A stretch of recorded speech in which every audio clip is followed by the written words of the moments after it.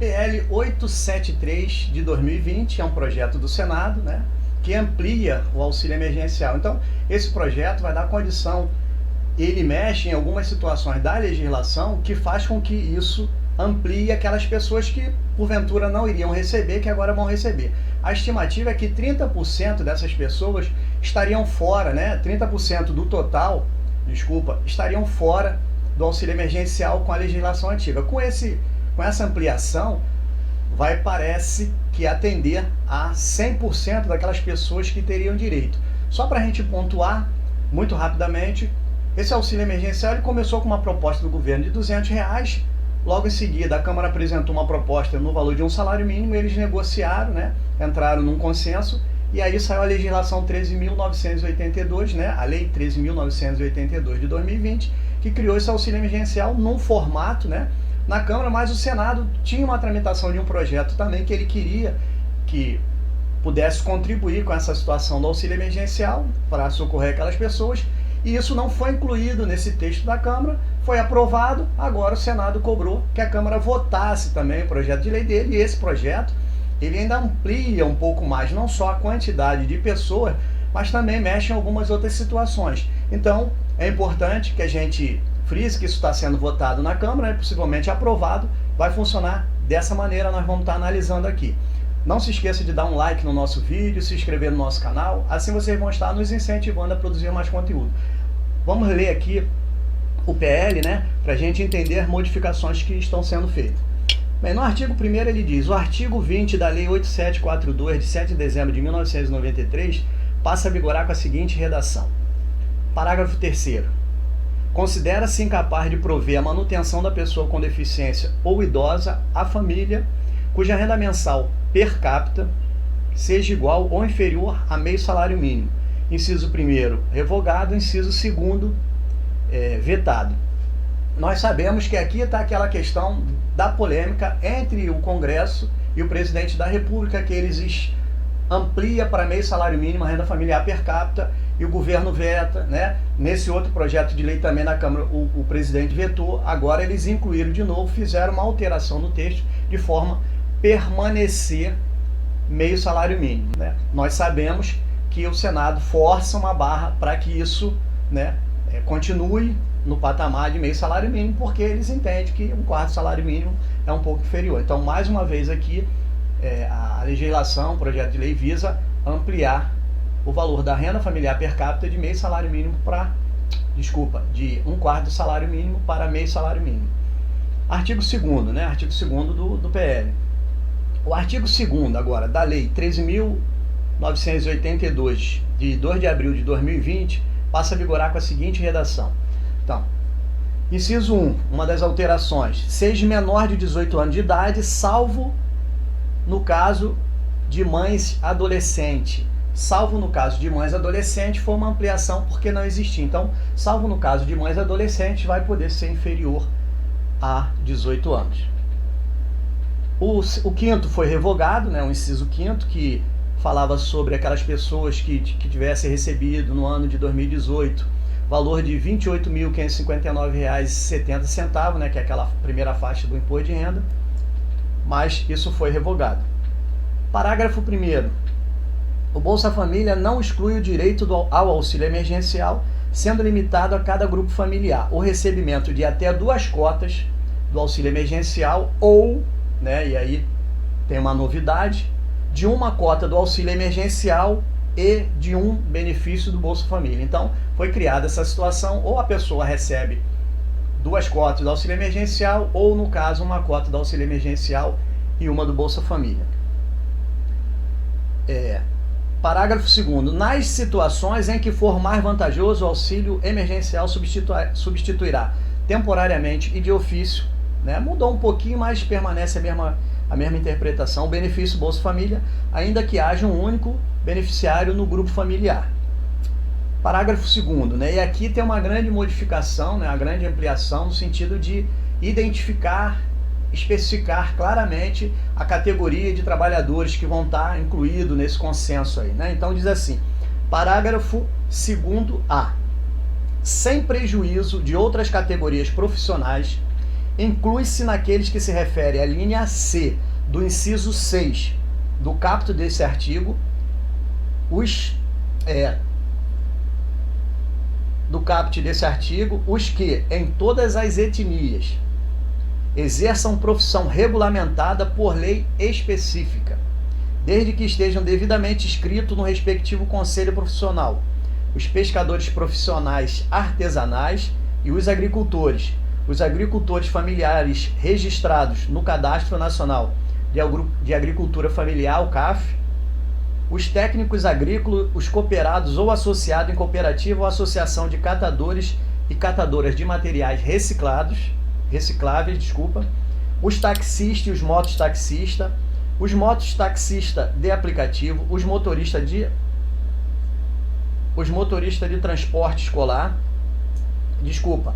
não é mototaxista de aplicativo, é os motoristas de aplicativos, os caminhoneiros, os entregadores de aplicativo, e aí, né, os entregadores de aplicativo, a gente sabe que tem gente que entrega de moto, de bicicleta, as diaristas, os agentes de turismo e os guias de turismo, os trabalhadores de arte e cultura, dentre eles os autores e artistas de qualquer área, setor, linguagem artística, incluindo intérpretes e executantes, e os técnicos de espetáculo de diversões, mineiros, garimpeiros, definido aqueles que, individualmente ou em forma associativa, atuem diretamente no processo de extração de substâncias minerais garimpáveis.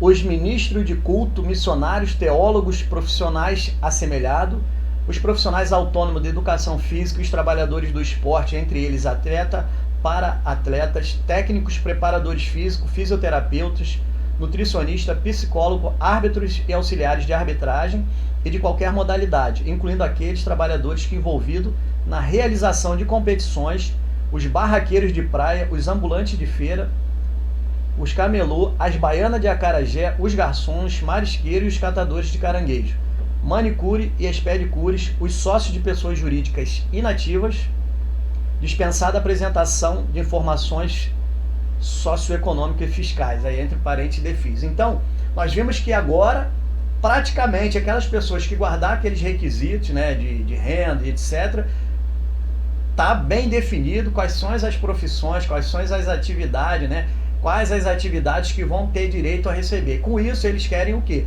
Que se amplie aquelas pessoas que estão recebendo agora para aquelas pessoas que teriam direito, mas por falta de uma legislação mais clara e transparente, elas não estariam incluídas. Então, você viu que agora detalhou especificamente, né, forma detalhadamente, então isso estima em mais 30% de pessoas, né, porque segundo esse auxílio emergencial, essa legislação, ela vai atingir 70% das pessoas que teriam direito, e agora com isso vai atingir os outros 30% restantes. Vamos lá. Parágrafo 2º-B. O benefício do auxílio emergencial que receba no ano calendário de 2020 os outros rendimentos tributáveis em valor superior ao valor da primeira faixa da tabela progressiva anual do imposto de renda, pessoa física, fica obrigado a apresentar a declaração de ajuste anual relativa ao exercício de 2021 e deverá acrescentar ao imposto devido o valor do referido auxílio recebido por ele e por seu dependente. Isso quer dizer o quê? Que se você recebeu mais do que aquela primeira faixa, né, durante o ano, que seria, né, no ano calendário de 2020, quando você fizer a sua declaração, você vai ter que devolver isso, né, vai ter que acrescentar ao imposto devido o valor do referido auxílio recebido por ele e por seus dependentes. Isso quer dizer o quê? Né? Mais uma vez, aquilo que você recebeu, e se eventualmente no decorrer do ano você ultrapassar aquela faixa, né, você venha a ter um emprego, a ter uma renda e ultrapassar aquela faixa, quando você prestar informação relativa a 2020, né, a declaração de imposto de renda, você vai ter que adicionar o valor recebido de auxílio junto com o imposto devido, tá? Então, isso aqui fica claro, deverá acrescentar o imposto devido, então você vai estar devolvendo. Mas se você não atingir aquela primeira faixa, então você não vai precisar fazer nada, nem fazer a declaração. Terceiro, parágrafo 3º, a pessoa provedora de família monoparental receberá 2 cotas do auxílio emergencial, independente do sexo. Então, veja bem que nesse caso aqui, nós temos o quê? Que a pessoa, né, chefe de família monoparental, ela receberia, se fosse mulher, né, receberia o quê? 2 cotas. Aqui, bota independente do sexo, quer dizer que tanto a mulher que sustenta a família, que cria e tal, quanto ao homem, né, poderão receber, desde que fique evidenciado lá, naturalmente, como vai ser feito isso, o governo já, né, falou que vai consultar os cadastros, e aí identificando essa pessoa, seja homem ou seja mulher, ela vai receber 2 cotas, né.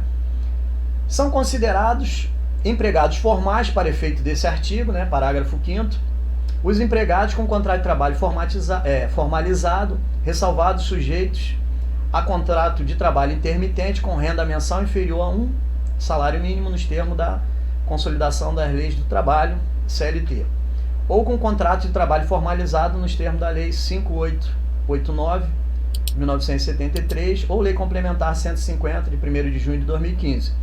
E todos os agentes públicos, independente de pessoas jurídicas, isso aqui não mudou muita coisa, né? Então, só questão de conceito. Parágrafo 9, né?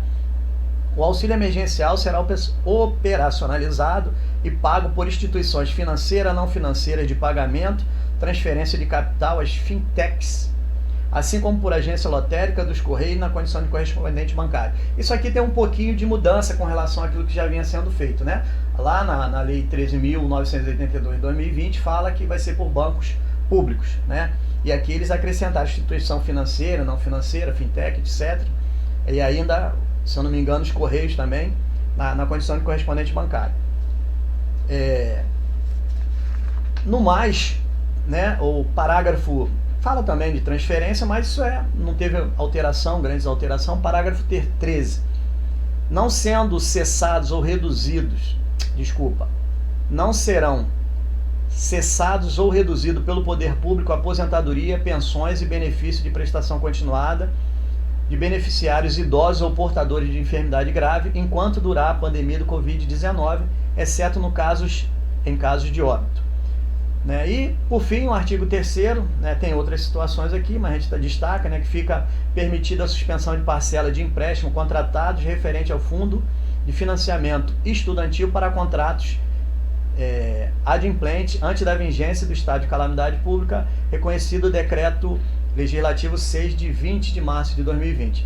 As demais situações não tem grande mudança. O artigo 4 também fica instituído o programa de auxílio-emprego, autorizando o Poder Executivo a firmar acordos com pessoas jurídicas e físicas empregadoras durante a vigência do estado de calamidade, reconhecido pelo decreto tal e tal, para auxiliar no pagamento dos trabalhadores formais até 3 salários mínimos por trabalhador, mediante condição de não demissão no período de 12 meses após o auxílio. Então, basicamente, né, o que a gente viu é que esse projeto ele traz um aumento de pessoas que vão receber. Da mesma maneira, isso deve criar um impacto financeiro com o governo. Não acredito que a Câmara derrube isso, porque o Senado aprovou o projeto da Câmara, então nós estamos vendo aí que essas pessoas que foram citadas, né, tanto a questão da família monoparental, então vai ter algumas modificações aí. Então essa é a nossa dica de hoje. Agradecemos a participação de vocês e até um próximo vídeo.